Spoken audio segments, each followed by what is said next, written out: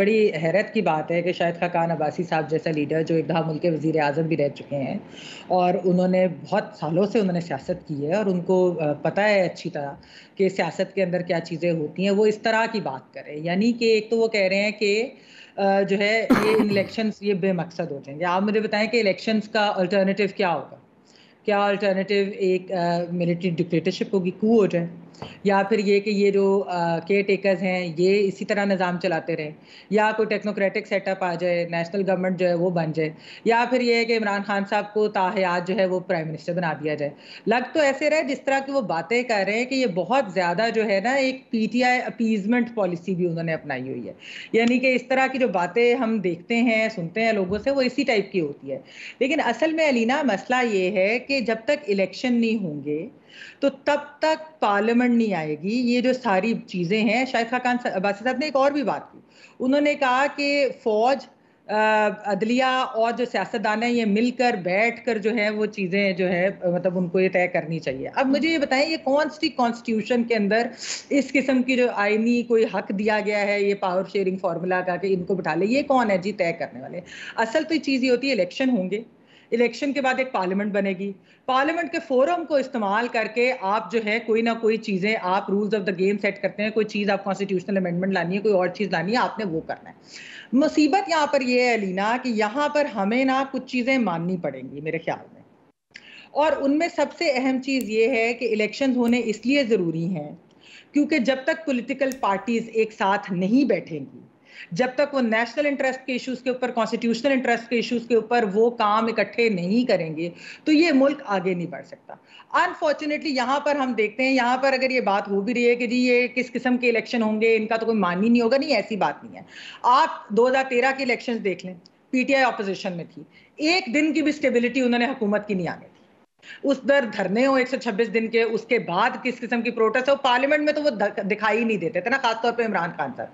अच्छा, 2018 का इलेक्शन हुआ जो कि उनके लिए मैनिपुलेट हुआ, सब मानते हैं, उनके लिए सारा कुछ हुआ। वो कहते हैं जी वो तो हमारे खिलाफ ही रिगिंग होगी, वो तो ऐसे हैं, जब उनको मिल भी गया उसके ऊपर भी वो ये बात करते हैं।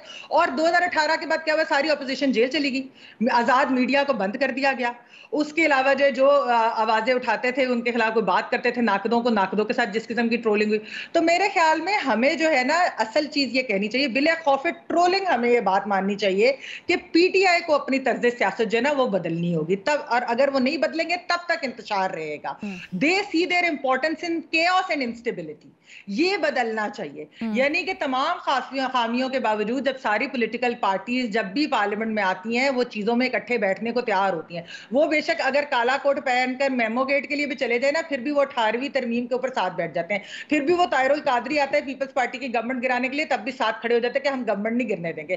फिर भी अगर इमरान खान का धरना होता है तो वो कहते हैं नहीं, इस तरीके से हुकूमतें नहीं गिरती। तो सिस्टम जो होता है ना वो पावर शेयरिंग होता है। पीटीआई का रवैया जब तक ये तब्दील नहीं होगा कि पावर शेयरिंग के लिए ही सिस्टम है, उसके लिए अगर वो तैयार नहीं होती, उनकी डिमांड ये होगी, उनकी डिमांड पे आप सिस्टम को हॉस्टेज नहीं कर सकते। तो इसलिए इलेक्शंस के बाद जो भी हुकूमत आए उसको साथ बैठकर पावर शेयरिंग फार्मूला सारी पॉलिटिकल पार्टीज को साथ लेकर एक इंक्लूसिव पार्लियामेंट बनानी चाहिए। हाँ, अगर उसमें पीटीआई तैयार नहीं होगी तो हमें फिर पीटीआई से सवाल करना पड़ेगा कि आप चाहते क्या है। लेकिन अगर हुकूमत नहीं तैयार होगी तो फिर हम उस हुकूमत से भी सवाल करेंगे, हम हुकूमत भी कैसे बिहेव करती है उस पर नजर भी रखेंगे, उनसे सवाल भी करेंगे। तो ये चीजें मेरे ख्याल में बहुत अहम है कि हमें ये इस तरह की जो बातें होती है ना, ये बार बार के इंतशार फैल जाएगा। इंतशार तो फैलता है जब सियासी जमातें एक दूसरे के खिलाफ इस्तेमाल होती हैं, जब वो पॉलिटिकल रिप्रेजेंटेशन को काम नहीं करने देती, जब वो चलने नहीं देती। आप 90s का एक क्लिप वायरल हुआ है, मोहतरमा बेनजीर भुट्टो जो है वो वजीर आजम है, वो उठ के मियाँ साहब को मिलती भी है, उन्हें कहती है बड़ा अच्छा कॉन्टेस्ट हुआ, वो आगे से वेल्डन वेल्डन कह रहे हैं। हम 90s की सियासत की बड़ी इधर एग्जाम्पल देते कि बड़ी टॉक्सिक पॉलिटिक्स थी, लेकिन टॉक्सिक पॉलिटिक्स इतनी नहीं थी कि साथ नहीं बैठ सकते थे, एक दूसरे को मिलकर वेल्डन नहीं कह सकते थे। ये नहीं होता था कि वो देखते थे कि शहबाज शरीफ जो कह रहे हैं मिसाके मीशत भी मेरे साथ कर लें, जरदारी साहब जो कह रहे हैं जी हम आपके साथ चलने को तैयार भी हैं, तो उनकी तरफ मुंह भी ना देखे और उनको वो माने भी ना कि वो लीडर ऑफ अपोजिशन है कोई या कोई इस तरह की चीज। तो ये बहुत इंटरेस्टिंग एंगल है।